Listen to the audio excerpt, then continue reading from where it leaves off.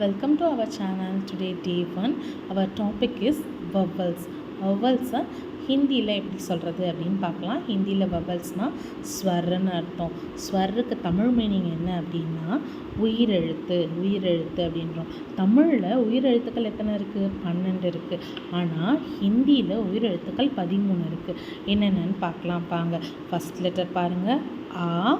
Second letter ஆ. Next one E, next one E, next one U, next one U.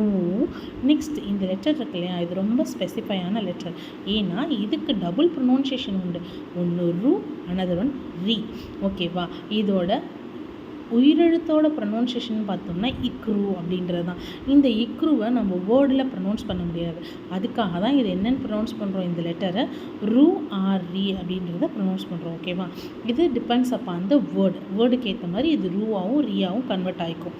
Next ஏ, next one ஐ, next one ஓ, next one ஔ, next one அஹா.